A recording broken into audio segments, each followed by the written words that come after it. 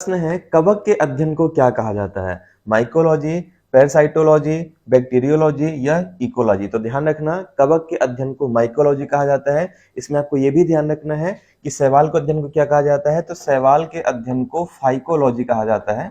ठीक है, तो ये भी आपको अच्छी तरीके से ध्यान रखना है। ठीक है, और शैवाल को क्या कहते हैं? शैवाल को एल्गी भी कहा जाता है। नेक्स्ट क्वेश्चन पे आते हैं, कोशिकाओं के अध्ययन को क्या कहा जाता है? तो कोशिकाओं के अध्ययन को जो कहा जाता है ये साइटोलॉजी कहा जाता है। इसमें कोशिका से संबंधित अध्ययन किए जाते हैं। नेक्स्ट है, जीवों के वर्गीकरण के अध्ययन को क्या कहा जाता है? बहुत इंपॉर्टेंट क्वेश्चन है, हमेशा एग्जाम में पूछा जाता है।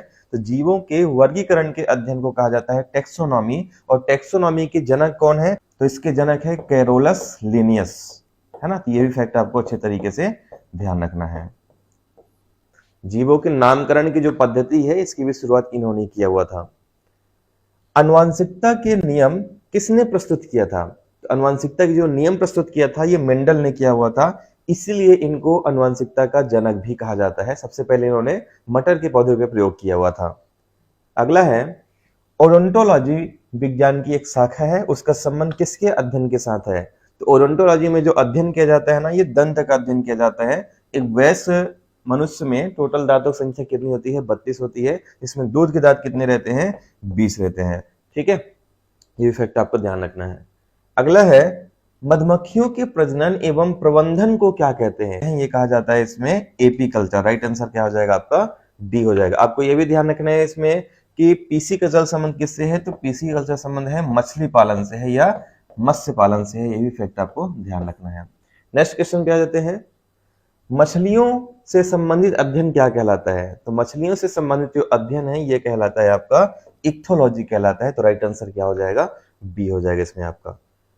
अगला है, पक्षियों के वैज्ञानिक अध्ययन को क्या कहते हैं? तो पक्षियों के वैज्ञानिक अध्ययन को जो कहा जाता है ये ऑर्निथोलॉजी कहा जाता है, जिसमें विभिन्न पक्षियों का अध्ययन किया जाता है। नेक्स्ट है, हृदय और उसकी बीमारियों के अध्ययन से संबंधित विज्ञान को क्या कहा जाता है? तो हृदय और उसकी बीमारी से संबंधित विज्ञान के अध्ययन को कहा जाता है कार्डियोलॉजी। इससे संबंधित हमने क्वेश्चन आपको एक या दो दिन पहले ही कराए हैं। ठीक है, नेक्स्ट है, कीटों के वैज्ञानिक अध्ययन को क्या कहते हैं? तो कीटों के वैज्ञानिक अध्ययन को जो कहते हैं ये एंटोमोलॉजी कहते हैं। तो राइट आंसर क्या हो जाएगा? राइट आंसर आपका बी इसका बिल्कुल सही आंसर हो जाएगा इसमें। इसके अलावा एक और आपको ध्यान रखना है, विटिकल्चर। ये भी एग्जाम में बहुत बार पूछा जाता है। तो विटिकल्चर का संबंध किससे है? तो विटिकल्चर संबंध हो जाएगा अंगूर की खेती से। किससे है ये? अंगूर की खेती से है।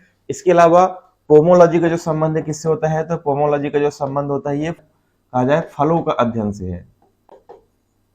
ठीक है, तो पोमोलॉजी संबंध किससे है? ये फलों के अध्ययन से है। ये भी एग्जाम में हमेशा पूछा जाता है, विटिकल्चर और पोमोलॉजी, ये आपको ध्यान रखना है। एक क्वेश्चन आपको कमेंट करके बताना है, सेरीकल्चर का संबंध किससे है? मधुमक्खी पालन, रेशम कीट पालन, दांतों का अध्ययन या चंद्रमा का अध्ययन? और अगर आप हमारे व्हाट्सएप ग्रुप को ज्वाइन करना चाहते हैं तो गर्ल्स का और बॉयज का ग्रुप अलग अलग बना हुआ है। स्क्रीन में जो आपको नंबर दिया गया है वहां पे आप व्हाट्सएप पे मैसेज कर सकते हैं और व्हाट्सएप ग्रुप में ऐड हो सकते हैं पीडीएफ और लाइव क्लास के लिए। धन्यवाद, जय हिंद।